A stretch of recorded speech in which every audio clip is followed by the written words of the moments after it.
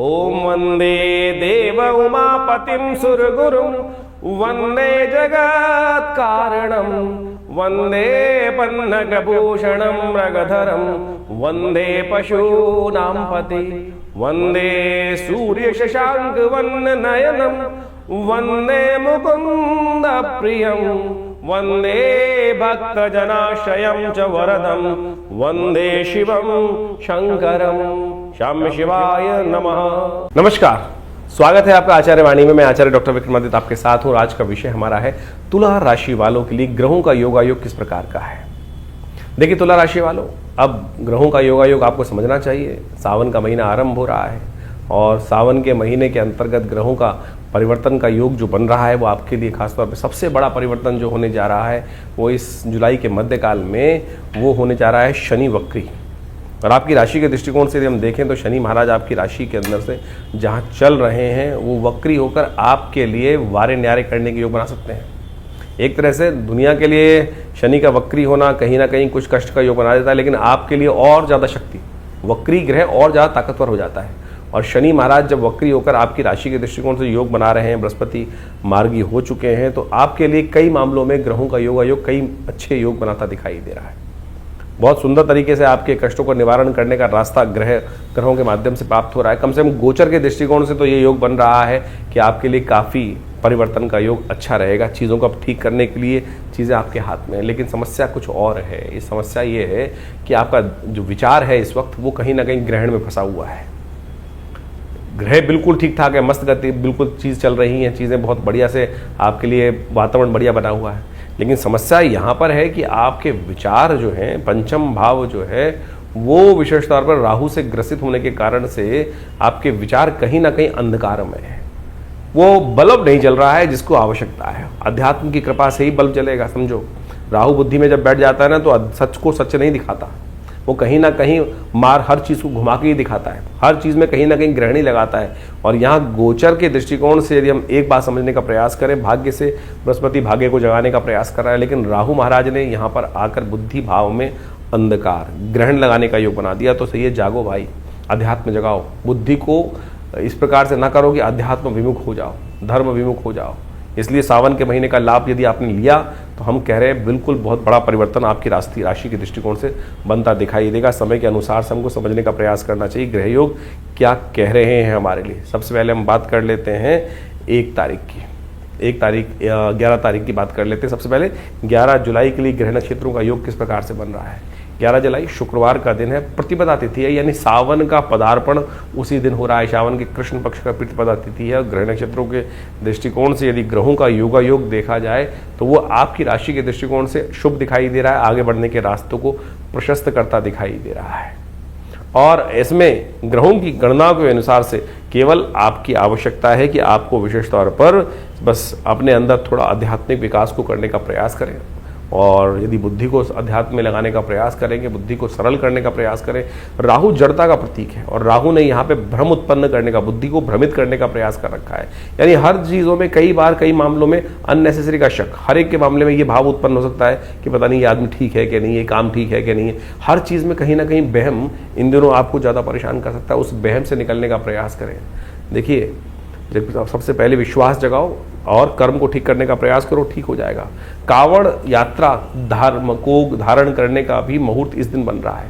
सावन आरंभ हो रहा है। कई लोगों की अलग अलग यात्रा, कोई 5 दिन की, कोई 11 दिन की, कोई 6 दिन की, कोई 3 दिन की, कोई 1 दिन की, इस प्रकार से अलग अलग यात्रा करते हैं। तो इस दिन भी कावड़ यात्रा का सुंदर मुहूर्त बन रहा है प्रतिपदा के दिन से। तो इसलिए यदि यात्रा आरंभ करना चाहते हैं तो आप इस दिन से सुंदर मुहूर्त का रूप स्वरूप में लेकर सुंदर रूप से करने का प्रयास करें। हो सके तो गाय के शुद्ध दूध से भगवान शंकर का अभिषेक करने का प्रयास करें। बड़ा सुंदर योग बन रहा है। शुक्रवार के दिन से ये सावन का महीना आरंभ हुआ है। भगवान के सुंदर स्तवन करके कार्य आरंभ कीजिए। ग्रह योग आपके लिए लाभ के रास्ते अवश्य खुलते दिखाई देंगे। 12 तारीख शनिवार का दिवस है। द्वितीया तिथि इस दिन पड़ रही है और साथ साथ ग्रहों का योगायोग भी समझ लें किस प्रकार की स्थिति को आपके समक्ष उपस्थित करता दिखाई दे रहा है। थोड़ा स्वास्थ्य का ध्यान रखने की ज़रूरत दिखाई देती है स्वास्थ्य के मामले में, क्योंकि कहीं ना कहीं थोड़ा सा जो ग्रहों का योगायोग है कई मामलों में थोड़ी सी समस्या उत्पन्न करने की योग बना सकता है। अननेसेसरी के पैसे खर्च करने की स्थिति ज़्यादा बनती दिखाई दे रही है। थोड़ा पैसे के मामले में सावधान बरतते हुए करने का प्रयास कीजिए।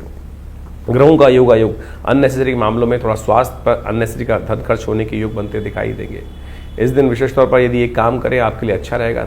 शनिवार का दिवस है, सावन का महीना चल रहा है, थोड़ा तेल के द्वारा यदि तिल के तेल से भगवान का अभिषेक करने का प्रयास करेंगे, एक तो शनि भी प्रसन्न होंगे। शन्नो देवी रविष्ट्रयापो भवन्तु पीतये शन्नो रविष्ट्रवन्तु नः, इस मंत्र का जप करते हुए भगवान शंकर का तेलाभिषेक करने का प्रयास करें, या थोड़ा दूध में तिल डालकर उसके द्वारा भी भगवान शंकर को ये समर्पित करना आपके लिए शनि को भी अनुकूल करने वाला रहेगा और समस्त ग्रहों को ठीक करने का अद्भुत योग बनता दिखाई देगा।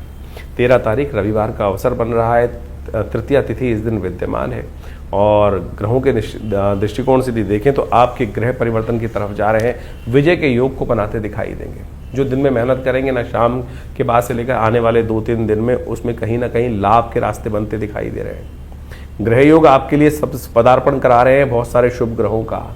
गजकेसरी योग बनकर तैयार है और आपके प्रयासों से, आपकी मेहनत से ये कहीं ना कहीं आपके रास्तों को रिजल्ट ओरिएंटेड बनाता दिखाई दे रहा है। बस सरलता लानी पड़ेगी, सरलता के लिए थोड़ा कोशिश करें, गौरी व्रत करने का प्रयास करें। कहा जाता है शास्त्र के दृष्टिकोण से तृतीया तिथि जब सावन की हो, कृष्ण पक्ष की, उस दिन स्वर्ण गौरी का पूजन करने का शास्त्र में विधान है। जो अद्भुत मनोकामना, कोई मनोकामना ऐसी है जो बड़ी विशाल है, कहा जाता है शास्त्र के दृष्टिकोण से इस दिन से लेकर यदि पूरे सावन भर यदि हम भगवती गौरी और गणेश का सुंदर स्तवन करें तो संपूर्ण रूप से मनोरथों को सिद्ध करने के योग बन जाते हैं। भद्रा रहेगी, नए कार्यों को आरंभ करने के लिए ध्यान रखिएगा।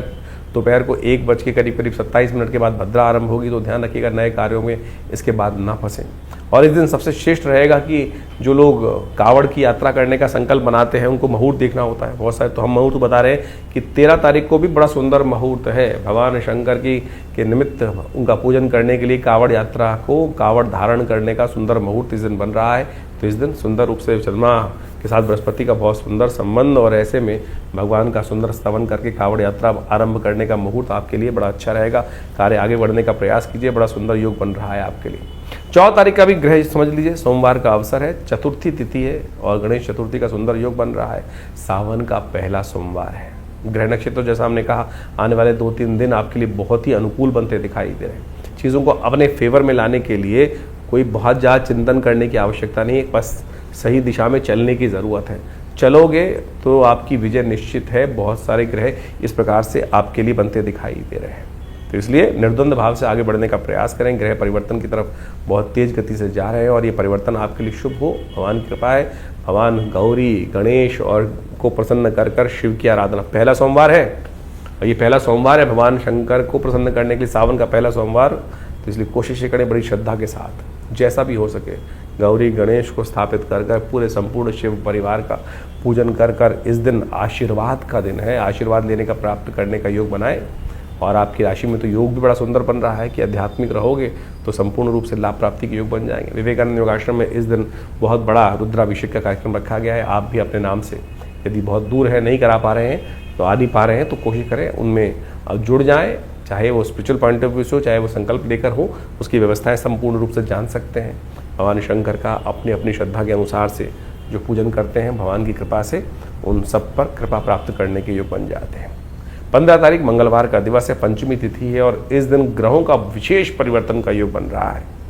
मंगलवार के दिन शनि और जो मंगल का षडाष्टक योग बना हुआ है उसमें एक बड़ा परिवर्तन की तरफ स्थिति बन सकती है। शनि महाराज वक्री होने जा रहे हैं सुबह 4 बजे के आसपास, सुबह 4 बजे वक्री होंगे और ऐसे में ये जो ग्रहों का योग बन रहा है आपकी राशि के दृष्टिकोण से देखिएगा तो ये थोड़ा सा कहीं ना कहीं आपकी राशि के दृष्टिकोण से तो अशुभ नहीं है, शुभ ही है। लाभ प्राप्ति के योग बनते दिखाई देंगे, लेकिन फिर भी थोड़ा सा ध्यान आपको जो रखना है विशेष तौर पर वो आपके पराक्रम वाले भाव को रखना है। कहीं पराक्रम जो है जिसके लिए आप पूरी तरह से लगने का प्रयास कर रहे थे उसमें कहीं ना कहीं विचार बदल सकते हैं। गाड़ी आगे जाने के बजाय पीछे आ सकती है। स्थिति आपकी अच्छी है, बहुत बढ़िया स्थिति बन रही है, कहीं ना कोई फंसाने का रास्ता आपके लिए बनता नहीं दिखाई दे रहा, लेकिन फिर भी आप अपने पराक्रम को थोड़ा कम करते दिखाई दे रहे हैं, यानी तो पुरुषार्थ को कम करते दिखाई दे सकते हैं। जो बजाय उसके कारण से क्या होगा कि गाड़ी आगे चलने की बजाय थोड़ी पीछे पीछे सरकती चली जाएगी। बरसात का मौसम है, फिसलिएगा मत, इस बात का ध्यान रखते हुए कार्य करेंगे तो बहुत अच्छा रहेगा। वैसे शनि वक्री का पूरा प्रभाव हमने एक अलग से पूरा एक सीरीज़ बनाई है, उसमें जाकर आप सुन सकते हैं हमारे इस चैनल पर ही। शनि के ऊपर पूरी सीरीज़ बनकर तैयार है, उसमें आपकी राशि के दृष्टिकोण से क्या प्रभाव, कौन से खास उपाय करने चाहिए वो अच्छे समझ लीजिएगा, वो अच्छा रहेगा। गजकेसरी योग बना हुआ है आपके लिए अभी भी, तो उसका लाभ लीजिए। केवल पुरुषार्थ सही दिशा में करें, भगवान शिव का स्तवन करें, कृपा प्राप्ति के योग बहुत सुंदर बनते दिखाई देंगे। 16 तारीख बुधवार का दिन है और ग्रह नक्षत्रों के दृष्टिकोण से ग्रहों का योगा योग यदि हम समझने का प्रयास करें तो आपके लिए बहुत विशेष योग बनता दिखाई दे रहा है। स्वास्थ्य का ध्यान रखना पड़ेगा, थोड़ा स्वास्थ्य का ध्यान रखते हुए आने वाले 2-3 दिन तक काम करते हुए कार्य करना आपको बहुत ज़रूरी है। ऐसे में ग्रह नक्षत्रों के दृष्टिकोण से आपकी राशि का महत्व आपको समझना चाहिए। इस समय थोड़े ग्रह थोड़े भारी चलते दिखाई दे रहे हैं। ग्रहों का परिवर्तन का योग बन रहा है, चंद्रमा परिवर्तन की तरफ जा रहे हैं और तो और सूर्य भी परिवर्तन की तरफ जा रहे हैं। सूर्य शाम को करीब 17 बजे यानी 5:05 बजे के आसपास वो परिवर्तन कर योग बनाएंगे, वो बदलने का योग बनाएंगे और वो जो योग बदलेगा वो आपके दशम भाव में पदार्पण करते दिखाई दे रहे हैं, बृहस्पति से आगे निकलकर। और ये परिवर्तन का प्रभाव जो है वो आपको समझना चाहिए। ये कहीं ना कहीं आपकी राशि के दृष्टिकोण से जो योग है वो अच्छा, ये लाभदायक है, कष्टकारी नहीं, क्योंकि आपकी राशि के स्वामी उनसे 12वें भाव में जाकर वो बैठे हैं और वहाँ पर जो योग बना रहे हैं वो अच्छा ही बना रहे हैं। चिंता मत करें, आपकी राशि के दृष्टिकोण से कहीं ना कहीं इसका लाभ आपको मिलता दिखाई देगा, लेकिन स्वास्थ्य का ध्यान रखना पड़ेगा। ऐसे महामृत्युंजय मंत्र का जप करें तो आपके लिए अच्छा रहेगा। हो सके तो विशेष तौर पर इस दिन श्री गणेश का भी सुंदर स्तवन करते हुए कार्य करना अच्छा रहेगा आपको। भगवती दुर्गा की उपासना संपूर्ण रूप से कल्याण के योग बना सकती है। 17 तारीख बृहस्पतिवार का दिन, सप्तमी तिथि विद्यमान है ग्रह नक्षत्रों के दृष्टिकोण से। ऐसे में अननेसेसरी के खर्चे थोड़े परेशान करते दिखाई देंगे। खर्चों को कंट्रोल करने के लिए आपको थोड़ा ध्यान रखना चाहिए और हो सके तो भगवान शंकर की सुंदर उपासना। कालाष्टमी है, जो कृष्ण पक्ष की अष्टमी होती है उसको कालाष्टमी बोला जाता है, यानी भगवान शंकर का स्तवन करना, भगवती का स्तवन करना संपूर्ण रूप से कल्याण के योग बनाता है। इस समय स्वास्थ्य के दृष्टिकोण से हो सके तो दूध का दान करें, भगवान को खीर का भोग लगाएं, ये आपके लिए अच्छा योग बनता दिखाई देगा। 18 तारीख शुक्रवार का अवसर है, अष्टमी तिथि विद्यमान है और ग्रह नक्षत्रों के दृष्टिकोण से ये एक परिवर्तन का योग बन रहा है। ये परिवर्तन आपके अंदर अच्छा उत्साह का वर्धन, सूर्य उदय होते ही आपकी राशि के दृष्टिकोण से एक नया मोशन यानी आपका मनोमस्तिष्क में विचार में परिवर्तन आने के योग बनते दिखाई देंगे। देखिए इस दिन बुद्ध महाराज जो हैं वो वक्र स्थिति में जा रहे हैं। बुद्ध और सूर्य का आदित्य योग बन चुका है, बुद्ध उदय होकर बैठे हुए हैं और ये आपके लिए नेगेटिव नहीं पॉजिटिव योग बनता दिखाई दे रहा है। सूर्य अभी पदार्पण करके आए हैं बुद्ध के साथ और बुद्ध वहीं बैठ के चीज़ों को वक्र गति में जा रहे हैं। सुबह 9:30 बजे के आसपास वक्र गति को प्राप्त करने के योग बनाएंगे, लेकिन ऐसे में ये चीज़ आपके लिए नेगेटिव नहीं है, पॉजिटिव बनती दिखाई दे रही है। चीज़ों में अच्छे से ऑर्गेनाइज करना आपको अच्छे से समझ में आता दिखाई देगा। कई बार चीज़ों को हिलाना पड़ता है चीज़ों को ठीक करने के लिए, तो वो हिलजुल होगी, वो कहीं ना कहीं पॉजिटिव जा सकती है आपके लिए। और इस दिन कावड़ यात्रा का फिर मुहूर्त बन रहा है। कावड़ यात्रा धारण करने के लिए अष्टमी के दिन सुंदर योग बन रहा है। जो आने वाली शिवरात्रि पर जो जल भगवान पे चढ़ाया जाता है, ये मुहूर्त उनके लिए भी शुभ है। बहुत सारे लोग अपनी अपनी श्रद्धा के अनुसार से अलग अलग समय में कावड़ यात्रा की तरफ जाते हैं, तो समय समय पर उनके जो मुहूर्त बन रहे हैं वो सब हम आपके समक्ष रख रहे हैं। उन सब का लाभ लेकर आप कार्य आरंभ कर सकते हैं, भगवान की श्रद्धा के प्रति समर्पण भाव कर सकते हैं। 19 तारीख शनिवार का अवसर है, नवमी तिथि विद्यमान है और ग्रह नक्षत्रों के दृष्टिकोण से आपके ग्रहों को योगा योग दिखाई देता है कि अच्छा मोटिवेशन बढ़ता दिखाई दे रहा है। चीज़ों को समझ आपको आती दिखाई देगी। जो लोग आपके सामने वार्ता कर रहे हो कई बार हमारे सिर से ऊपर निकल जाती है, लेकिन इस समय में आपके से प्रभावित होने के लिए बहुत अच्छे योग बनते दिखाई दे रहे। अच्छे लोगों को समझ जो सहयोग है वो आपको बनता दिखाई देगा। ऐसे में भगवती दुर्गा की उपासना, पार्वती जी का सुंदर पूजन, कन्या पूजन करना आपके लिए अच्छा योग बनाता दिखाई देगा। 20 तारीख रविवार का अवसर है और उस दिन दशमी तिथि विद्यमान है। ग्रह नक्षत्रों के दृष्टिकोण से ओवरऑल ग्रहों का योगा योग आपके लिए जो बनता दिखाई दे रहा है वो आप समझ लें। मनोमस्तिष्क में थोड़ा विचार जो है थोड़े बनते दिखाई देंगे। संसार के कर्मों को देखकर थोड़ा कहीं ना मन जो है थोड़ा उच्चाट हो सकता है, ऐसे योग बनते दिखाई देंगे। तो इस समय में थोड़ा ध्यान रखते हुए कार्य करने की ज़रूरत है। थोड़ा इमोशनल फैक्टर ज़्यादा आपको परेशान करता दिखाई दे रहा है। हो सके तो थोड़ा सा एक काम करने का प्रयास कीजिए। रविवार का अवसर है, भगवान सूर्य का सुंदर स्तवन करें। सूर्य इन दिनों आपके सम्मान वाले भाव में चल रहे हैं और थोड़ा कहीं ना कहीं सम्मान वाले भाव में जाकर सूर्य का जो प्रकाश होता है वो कई बार हमको विशेष तौर पर सामने वाली बहुत सारी चीज़ों को बुझाने का प्रयास कर देता है।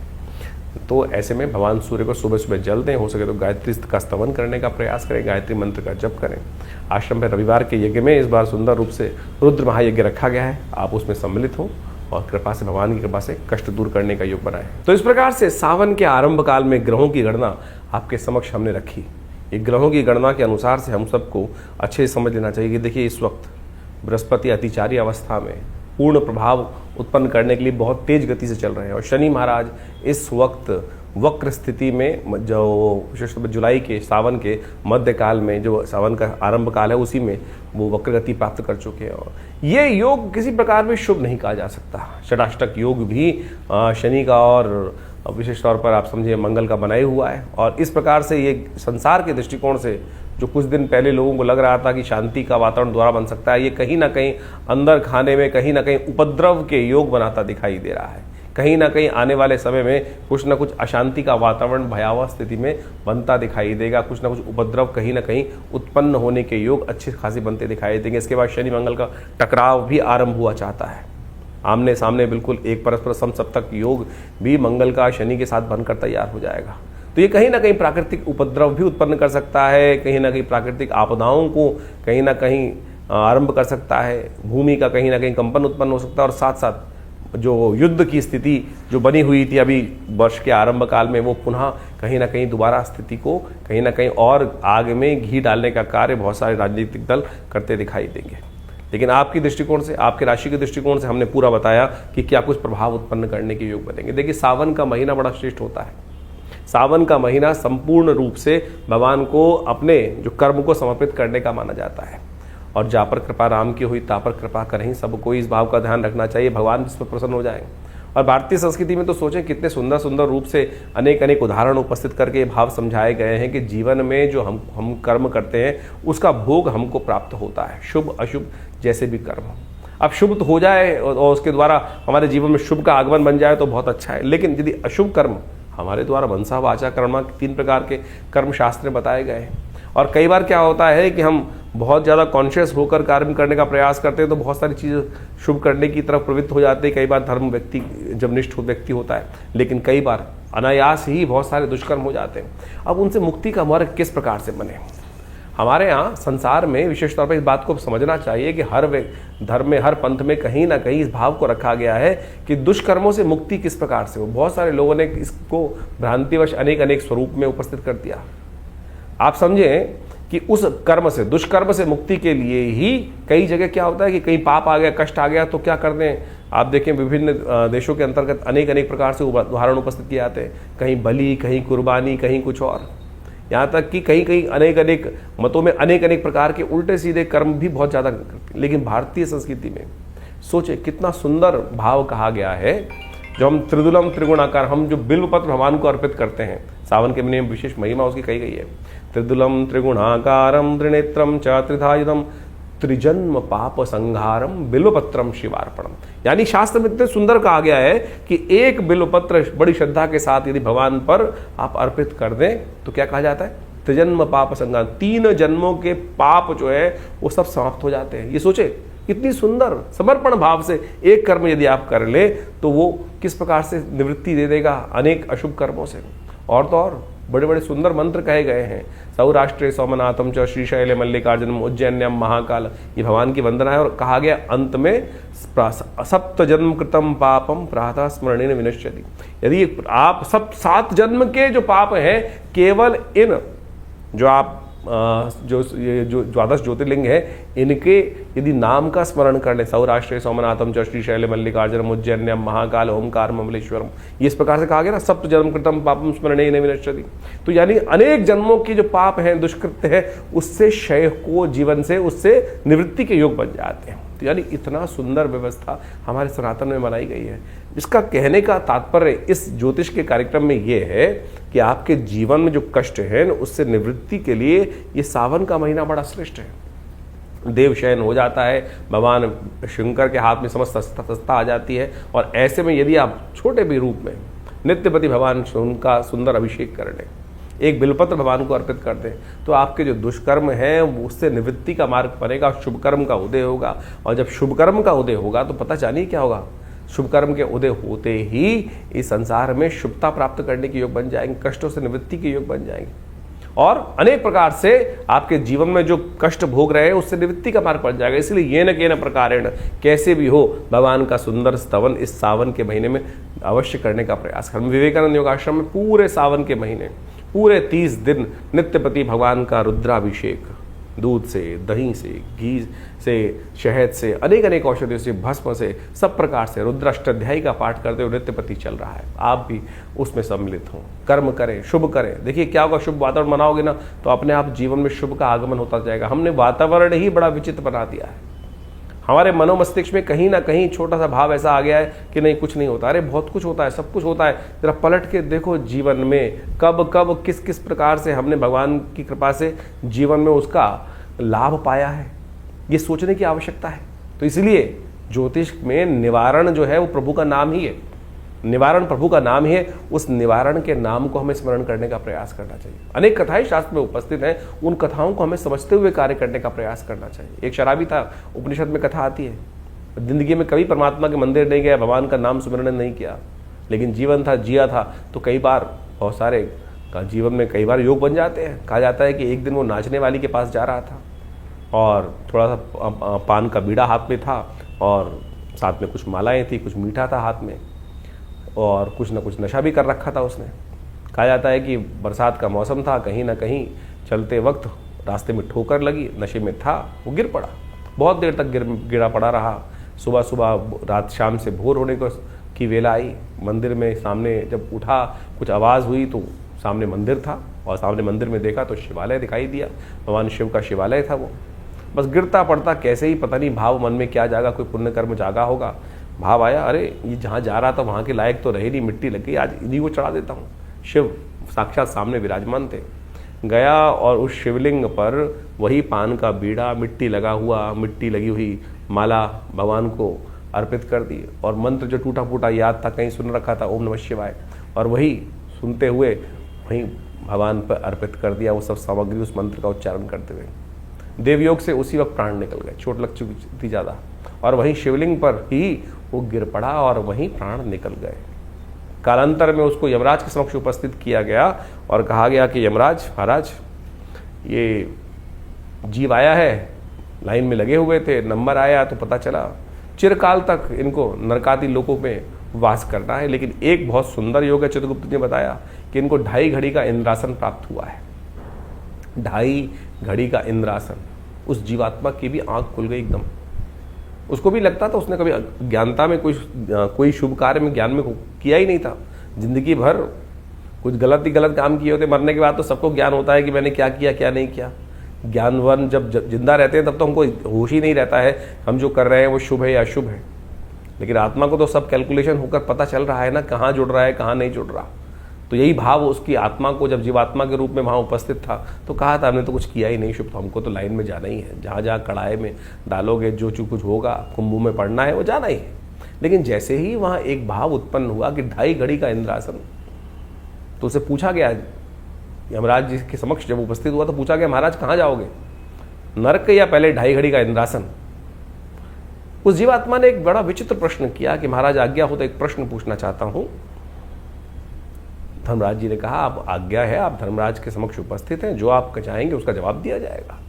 बोले मेरी मति में मुझे ऐसा कोई कर्म याद नहीं जिससे मुझे ऐसा कोई शुभ हो कि मुझे 2.5 घड़ी का इंद्रासन का सुख प्राप्त होने का योग बना हो। तो धर्मराज ने कहा कि चित्रगुप्त जी बताएं इनको कौन सा कर्म इन्होंने ऐसा किया। तो कहा महाराज इन्होंने एक मरते वक्त अंतिम में सांस लेते हुए भगवान पर इस प्रकार से इस अवस्था में मनसा वाचा कर्मणा, तीनों रूप में इस संसार से निवृत्त होकर भगवान के श्री चरण में समर्पित होते हुए प्राण को त्यागे और इस भाव से उन्होंने सब कुछ अपना संपूर्ण भगवान को समर्पण कर दिया। तो बताया गया भाई ये कर्म का आपने किया, इसी कारण से, इस छोटे से कर्म के कारण से आपको 2.5 घड़ी का इंद्रासन प्राप्त हुआ है। जीवात्मा में सुना और फिर पूछा यमराज ने, हाँ भाई कहाँ जाओगे बताओ। तो उन्होंने कहा महाराज मुझे इंद्रासन पहले चाहिए और इंद्रासन के बाद फिर 2.5 घड़ी के भोगने के बाद।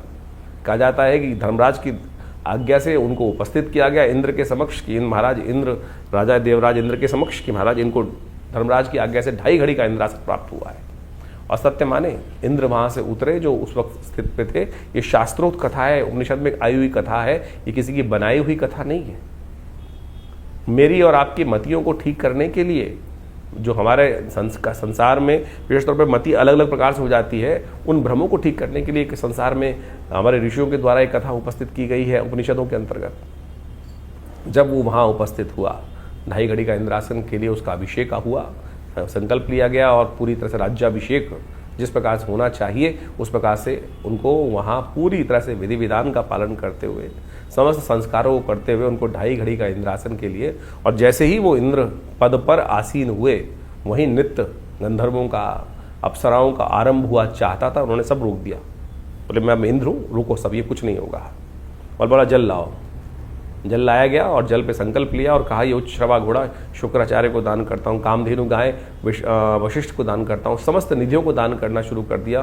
संसार जो भी स्वर्ग की उस इंद्र के साम्राज्य में जो जो निधियाँ थी संपूर्ण दान कर दी, और अंत में सिंहासन से उठकर नीचे आया और कहा मैं इस वक्त इंद्र, ये मेरा गोत्र, मैं आज इस समय समस्त त्रिलोकी का ये साम्राज्य जो है, स्वर्ग जो है, ये भगवान शंकर के श्री चरणों में अर्पित करता। और बोला चलो अब कहाँ लेके चलते हो, जहाँ नरक आदि लोग चल रहे हैं चलो। फिर किसकी सामर्थ्य थी? तो आपके जो मन से मनेव बंधन कारण मोक्ष शास्त्र कहता है, तो समझो, इस विधि को समझो। तो इसलिए ये न कि न प्रकारेण, किसी भी प्रकार से अपने वातावरण को, वो कब आएगी वो वेला जैसे हम श्रद्धा के साथ, विश्वास के साथ परमात्मा का स्मरण कर पाए। तो इसलिए ये जो सावन का महीना है ना, लोक के साथ साथ परलोक को भी सुधारता है। तो इसलिए सुंदर रूप से हम इस भाव को समझें और सावन के महीने में यथाउचित भाव से भगवान शंकर का सुंदर स्तवन जितना हो सकता है वो करने का प्रयास करें। जीवन में कल्याण का मार्ग बड़ी मुश्किल से मिलता है, बड़ी सुंदर से ये वेला आई है, आनंद भाव से परमात्मा का स्मरण करें। और जैसा हमने आपको कहा, जहाँ भी आप हैं वहाँ पर बैठ के करें, करवाएं किसी रूप में। यदि आप आश्रम पे आ सकते हैं दिल्ली में तो बहुत सुंदर रहेगा आपके लिए। ये नित्य प्रति शाम को एक कार्यक्रम हमने रखा है पूरे 1 महीने तक। सोमवार के दिन विशेष कार्यक्रम रहेंगे, प्रदोष के दिन विशेष कार्यक्रम रहेंगे। वो सबकी सूचना समय समय पर जो लोग आश्रम से जुड़े हुए हैं उनको उनके व्हाट्सएप के माध्यम से प्राप्त दे दी जाती है। और आपको भी यदि चाहिए तो आप इन नंबर्स पर अपने मैसेजेस को भेजकर वो समस्त सूचनाएं आश्रम से मांग सकते हैं और हमारी वेबसाइट पर विजिट कर सकते हैं। acharyavickramaditya.com ये वेबसाइट है और समस्त फ़ोन नंबर से समस्त जानकारी प्राप्त करने के बाद जुड़े इन समस्त अपने समस्त जो हमारे आश्रम में गतिविधि कार्यविधि की जाती हैं। ये अध्यात्म का सुंदर मार्ग है। नित्य प्रति आश्रम पे 8 घंटे करीब यज्ञ रहता है। माँ भगवती का सुंदर श्री विग्रह विराजमान है जो 500 साल पुराना दिव्य श्री विग्रह है। तो आप कोशिश करें ज्योतिष को केवल नग बेचने वाला कार्य ना करें। ज्योतिष एक ऐसा विषय है कि जिससे हमको सीधा रास्ता प्राप्त होता है, समर्पण भाव का ज्ञान हमें प्राप्त होने का रास्ता बन जाता है। आशा है आप इन समस्त सिद्धांतों को समझकर, अध्यात्म को समझकर ज्योतिष विज्ञान को भी अपने जीवन में स्थान देंगे और उनके विभिन्न जो पद्धतियां हैं, उपाय हैं, वो सब हम आपके समक्ष लगातार रखते रहते हैं। आप सबके जीवन में कल्याण का मार्ग बने। भगवान शिव आपकी समस्त आदि व्याधि जो कष्ट इत्यादि है उन सबको हरे और जीवन में कल्याण का मार्ग आपके लिए अवश्य बने। धन्यवाद, नमस्कार।